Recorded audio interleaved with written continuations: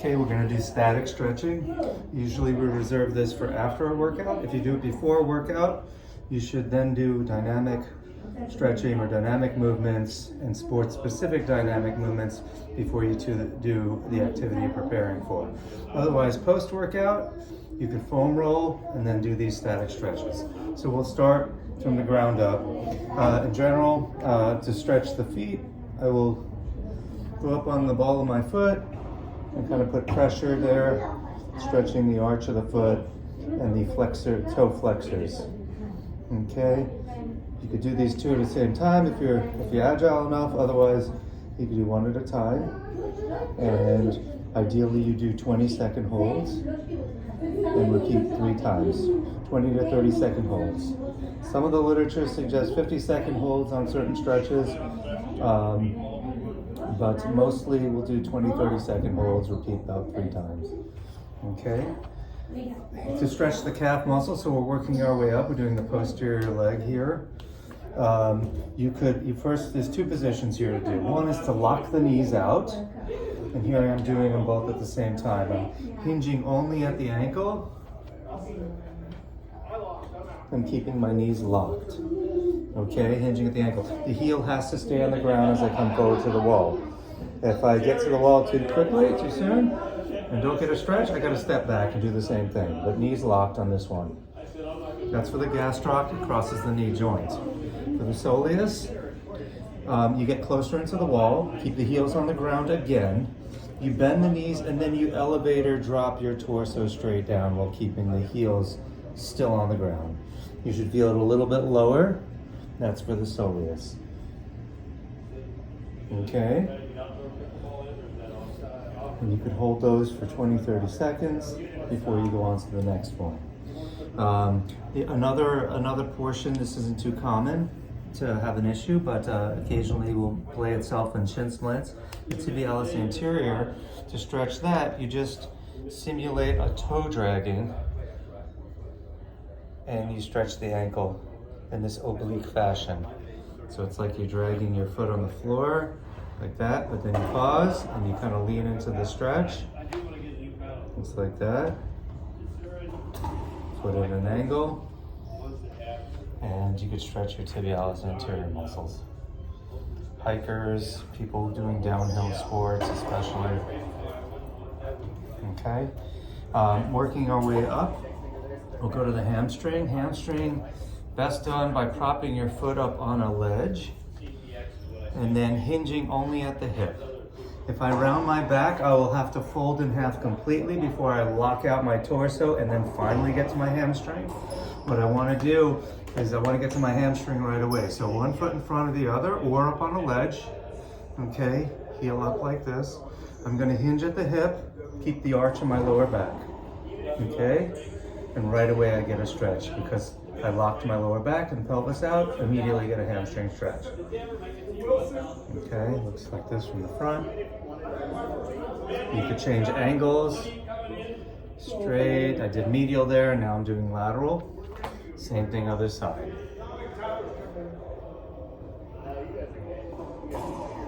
Okay, you can do outer, medial, or standard. And you go inward. So I'm rotating the thigh on an axis, like a clock rotation here. But I'm still hinging at the hip, keeping my back straight as can be. Arch maintained in the lower back. Okay. Front of the thigh, we just did the back of the thigh, now we're doing the front of the thigh. Heel to buttock, you can hold on to something. It looks like this. Okay, what you don't want to do is you don't want to lean forward. Okay, you keep the knee just like that, flexed in. If you draw your heel to your buttock even further, do so. If you feel any pressure in the lower back, just temper by tucking the pelvis, but keep this tension here on the anterior quad by drawing your heel to buttock. You'll get a little bit more out of it if you bring the knee behind the standing leg knee, but you can't dip. In addition, you have to hold your ground upright as you bring your knee back. Then you'll get one of the sets of fibers of the quad, that actually the rectus, that crosses the hip joint. We'll do the same thing right here. Heel to buttock, Here we are, standing up tall. I'm gonna get a little bit more out of it, so I'm gonna draw my knee backward behind me. Feel the buttock. And, okay. For inner thigh, you can do just like this. You have your feet facing forward, and you lean in to this side here. I should feel a stretch in the groin. You can do the same thing by getting different angles, by changing the orientation of your foot and toes. So I could orient the foot on this side. I could orient it in like this, like a clock face at around 1 o'clock, and then overpressure here, pushing towards the wall. Feel a different part of the groin. Now I orient my foot straight ahead at a 12 o'clock position, and it's a slightly different set of fibers. Now I turn out. Now I'm going a little bit more like 11 o'clock here. I go again. Okay, same thing. Yeah, 10 o'clock. Here we go. I could do this leaning on a ledge, so I could really lean my body weight there into it without worrying about balance. But you can do it any which way you choose. You can lean on one leg and do it. You can lean on the wall. You can face the wall and do it. For demo purposes, I'm showing you straight on here. Okay. For the outer thigh, we do a little bit different. So for the outer thigh on this side, you'll see it done like this, spine straight, send the thigh across. It's behind the other thigh. Stand up tall. And you should feel it upper, outer here. There's other ways of doing this, which we could get to in training sessions. Okay, now we're gonna get to the glutes. So we have the glute max, where we draw our knee to chest. You can do it unilaterally or bilaterally. Okay. Then we have the glute med and min, where we make like a figure 4, and we grab underneath the thigh. We try not to cross the knee joint. We try not to limit as many joints as you cross. So I'm intertwining underneath the bent thigh, or not the bent thigh, yeah, the bent thigh, and pull back towards me, just like this. I should feel it on this side, kind of upper outer, okay? The piriformis muscle is slightly different. Instead of pulling straight back in this figure 4 position, you're gonna sit kind of how the knees crossed, legs crossed like this. You're gonna grab the outside knee and you're gonna pull up towards your opposite shoulder. Not the same leg shoulder, the opposite one. Okay, you should feel it a little bit deeper, more central buttock. It's a piriformis stretch. We'll demonstrate both sides. Here we are. Glute med and min, straight pull back. Piriformis, across the legs, knee towards opposite shoulder. Okay, be careful not to go across the body. That's a lumbar stretch. We're not doing that right now. That we'll do on a case-by-case basis. Okay, moving to the upper extremities. I'm gonna do a little bit different here. I'm gonna try to orient you to where you could use wall for leverage. So it's gonna look a little bit different. Okay, so here I am with the wall. I could do this two-sided, but I'm gonna go ahead and go elbow below shoulder height, and I'm going to translate my hips forward. I'm not gonna lunge forward with my head. I'm gonna go translate forward just like this. Forearm up against the wall. Okay, I should feel a pull right in through here. The reason why I started with elbow below shoulder, because the pec's a big muscle. We're next gonna do elbow at shoulder height. Same thing, we're gonna translate forward. Chin stays retracted, we're not gonna lead the head. Translating with the hip and the whole torso at the same time as you. Then I go elbow above shoulder height. Okay.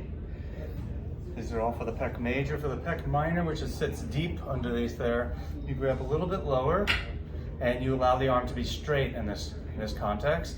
You tippy-toe up, tall and away, straight up and away. And you let the shoulder blade be taken down, back and down as you go up and away. And you should feel a little bit different aspect in here. Again, if it's not tight on you, you might not feel it straight away. But of course, we do the other side. Okay. Elbows below shoulder height. We have elbows at shoulder height. And then elbows above.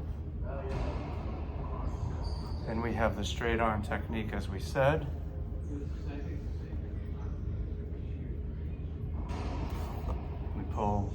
We put the position hand low and we tiptoe up tall and away and let the shoulder blade be taken backward and down. Okay. 20-second holds or so for these. Okay, for the lat, big muscle over here, what we do is we angle up the wall at about a 20-degree inward angle. So here's me facing the wall straight on. I traverse up the wall, but then I turn at an angle. Okay, I'm turning in this direction, bringing my arm forward. Actually, this way it feels a little bit more in line with the fibers. Okay, so I'm actually turning away, I'm turning inward. Same thing on the other side. I go up, I slide up the wall, and then I turn a little bit inward, and I should feel a pull right here. You could do 2-for-1 stretches where you bring the hand back and get your tricep, or you could do your tricep separately. Where you're pressing, you're hinging at your elbow right here. Okay, you could do 2-for-1, or you could separate them out. For the biceps, we'll generally do like this, straight on with the wall. Okay, other side. And you could get the wrists separately.